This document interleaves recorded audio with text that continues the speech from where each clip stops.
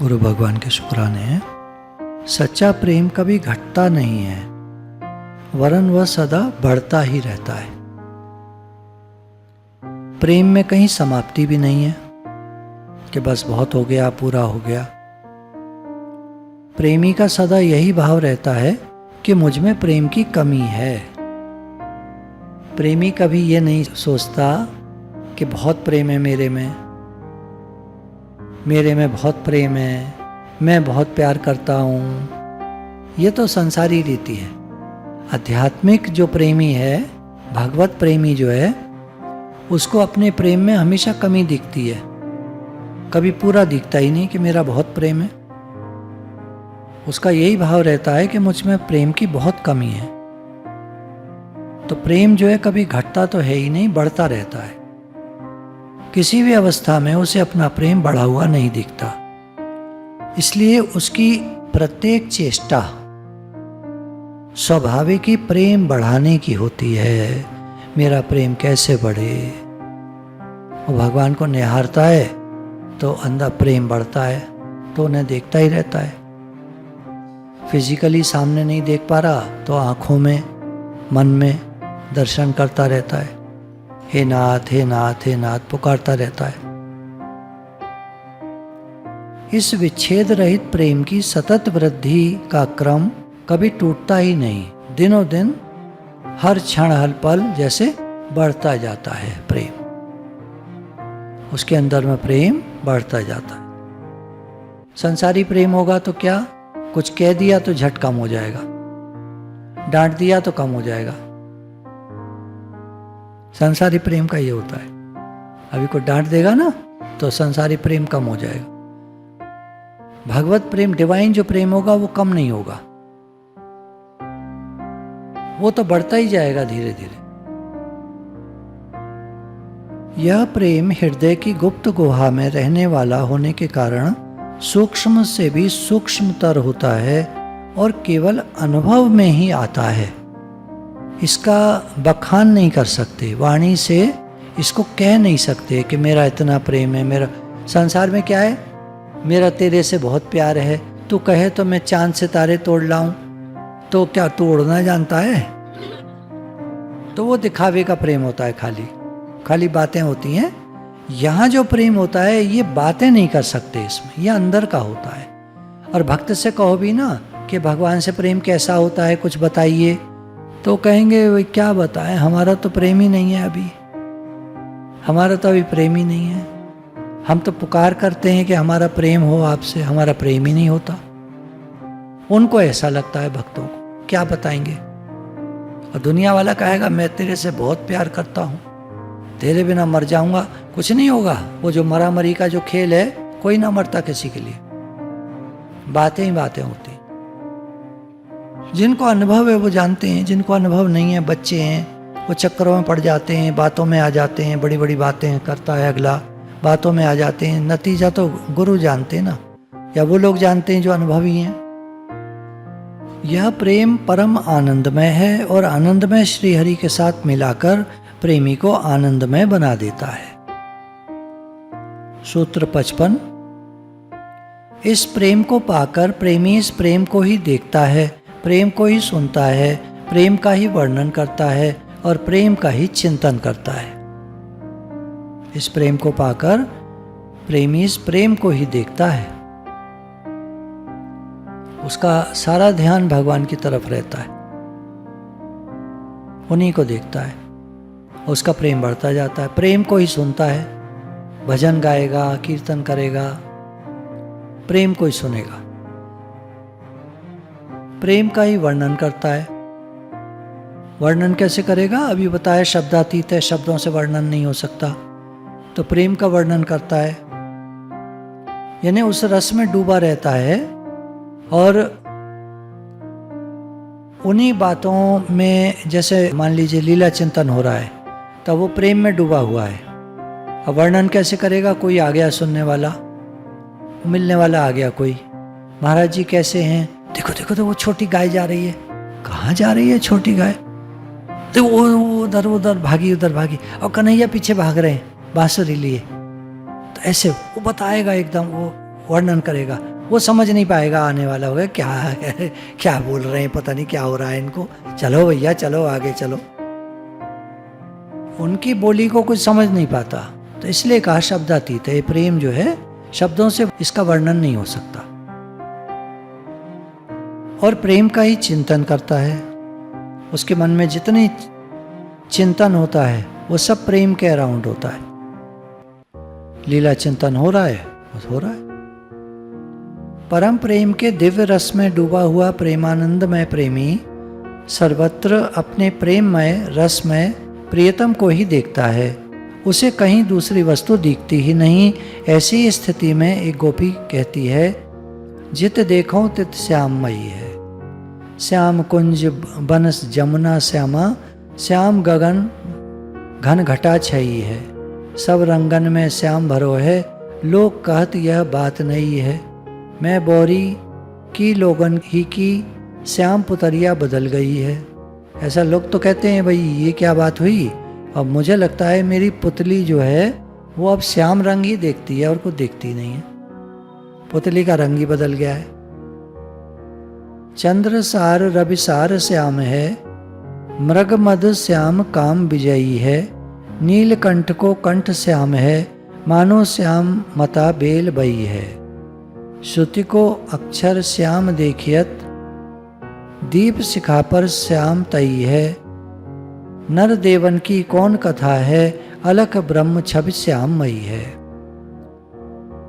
भक्तों के कान में जो कुछ भी आवाज आती है वह केवल प्रेममय के प्रेम संगीत की ही स्वलहरी होती है। वह सदा सर्वदा उसकी मुरली की मीठी तान में मस्त रहता है। इसी प्रकार उसके मुख से भी प्रेममय को छोड़कर दूसरा शब्द नहीं निकलता। अब जो भक्ति वाले होते हैं, ध्यान में चले जाते हैं, तो उनको मुरली बहुत सुनाई देती है, भगवान की दिव्य गंध आती है उन लोगों को। भगवान के गोलोक के दर्शन होते हैं, भगवान की लीलाओं के दर्शन होते हैं, तो मुरली की तान सुनाई देती है। इस प्रकार उसके मुख से भी प्रेममय को छोड़कर दूसरा शब्द निकलता ही नहीं। वह प्रेममय का गुण गाते गाते कभी थकता ही नहीं। बात बात में उसे केवल दिव्य प्रेम रस अमृत का ही अनुपम स्वाद मिलता रहता है, और वह अतृप्त रसना से सदा उसी अमृत रस में पान में मस्त रहता है।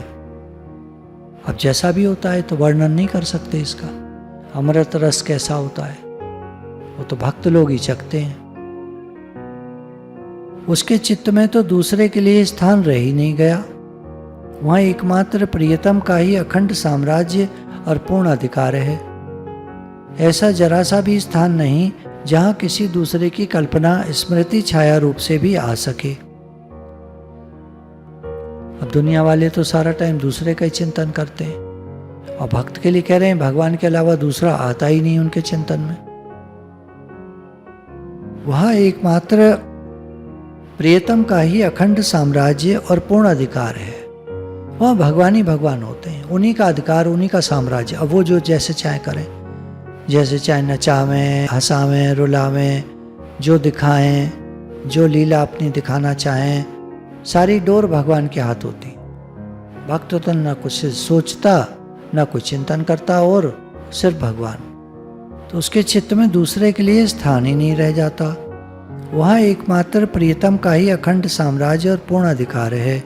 ऐसा स्थान जरा भी नहीं, कोई जगह नहीं जहाँ किसी दूसरे की कल्पना आ सके। चित्त साक्षात प्रियतम के प्रेम का ही स्वरूप बन जाता है।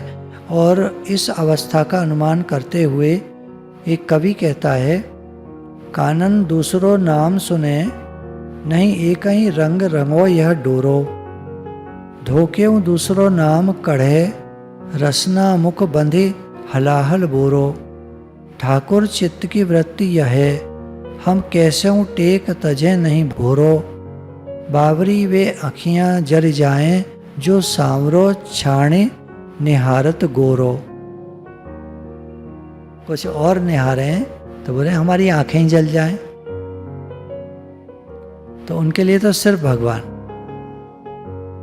समस्त अंग केवल उसी का अनुभव कर रहे हैं, संपूर्ण इंद्रियां उसी को विषय करती हैं।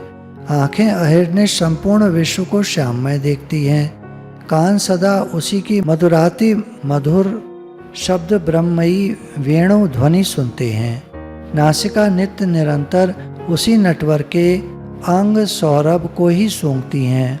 जिह्वा अविच्छिन्न रूप से उसी प्रेम सुधा का आस्वादन करती हैं और शरीर सर्वदा उसी अखिल सौंदर्य माधुर्य रसाम्बुधि रसराज परम सुख स्पर्श आनंद कंद श्री नंद नंदन के अनुपम स्पर्श सुख का अनुभव करता है। भगवान ने जैसे छू लिया हो ऐसे भक्त जो है वो अनुभव करता है। आकाश में वही शब्द है, वायु में वही स्पर्श है, अग्नि में वही ज्योति है, जल में वही रस है और पृथ्वी में वही गंध बना हुआ है। सब में वही भरा है, सब में वही अनोखी रूप माधुरी की झांकी दिखा रहा है। सर्वत्र प्रेम ही प्रेम, आनंद ही आनंद है। समस्त विश्व प्रेममय, आनंदमय, रसमय या श्री कृष्णमय है। सब कुछ आनंद से और सौंदर्य माधुर्य से भरा है। दृश्य दृष्टा सभी मधुर हैं, हम तुम सभी मधुर हैं। उस परम आनंद रस सुधा में मधुराधिपति का सब कुछ मधुर है। सर्वत्र मधु ही मधु है, मीठा ही मीठा, शहद ही शहद, रस ही रस। भगवान का दिव्य सब कुछ। इस प्रकार प्रेमी भक्त की दृष्टि में सर्वत्र प्रेममय भगवान है और भगवान की दृष्टि में भक्त।